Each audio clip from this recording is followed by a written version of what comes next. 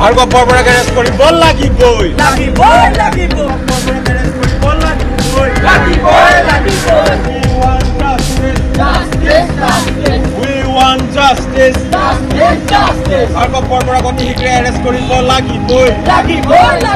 কালিৰ যি ঘটনা ঘটিছে তাত সেই ঘটনাক সহজে ল'ব পৰা নাই।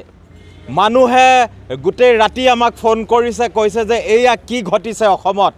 আমি ইমান দিনে শুনি আছিলোঁ পুলিচে অন্ধকাৰত নি গুলিয়াইছে কাৰোবাক, সেয়া সঁচানে মিছা আমি গম পোৱা নাছিলোঁ।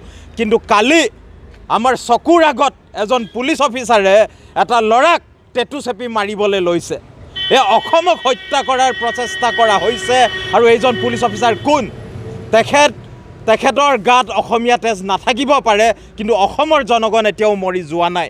আমি স্পষ্টভাৱে মুখ্যমন্ত্ৰী ডাঙৰীয়াক কৈছোঁ, কেৱল মাত্ৰ আভুৱা ভাৰি ইয়াৰ পৰা হাৰি যাম বুলি ভাবিলে নহ'ব, আমাক একশ্যন লাগিব। ইয়াত কেৱল মাত্ৰ ছাছপেনশ্যন কৰিলেই নহ'ব। এই ভাৰ্গৱ বৰবৰা কোৱা যিজন পুলিচ অফিচাৰ, তেখেতৰ কাণ্ড কাৰখানা আমি সকলো অসমবাসীয়ে দেখা পাই আহিছোঁ। আজিৰ পৰা দুদিনমান আগত তেখেতে আমাৰ দীঘলী পুখুৰীৰ সন্মুখত আমাৰ সৰু সৰু কলেজৰ ল'ৰা ছোৱালীৰ ওপৰত আক্ৰমণ কৰিছিল। আৰু তাৰ ঠিক এসপ্তাহো নহওঁতে এয়া চক এটা সাধাৰণ খাটি খোৱা জ্ঞানদীপ হাজৰিকা কটন কলেজৰ এটা ষ্টুডেণ্ট হয়, আমাৰ অসমৰ ভৱিষ্যত হয়, সেই ল'ৰাটোক টেটুত চেপি মাৰিবলৈ লৈছে। নিজৰ পেটৰ তাৰণাত ডেলিভাৰী বয় হিচাপে কাম কৰি পঢ়ি আছিল সেই ল'ৰাটোৰ ওপৰত তেনে অত্যাচাৰ কৰিছে। আৰু আমি স্পষ্টভাৱে সকলোৱে কৈছোঁ, অসমবাসীয়ে গম পাইছোঁ যে এই পুলিচ অফিচাৰজন কোনো কাৰণে ফিট নহয় এজন পুলিচ হ'বৰ কাৰণে।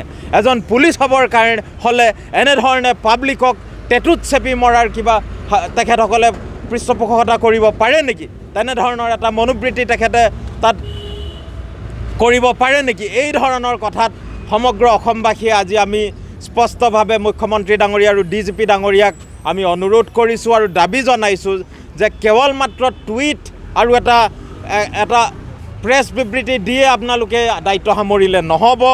আমি দেখা পাব লাগিব যে কোনো কাৰণতে ভাৰ্গৱ বৰবৰাই পুলিচৰ এই ড্ৰেছযোৰ যাতে ভৱিষ্যতে পিন্ধিবলৈ নাপায়।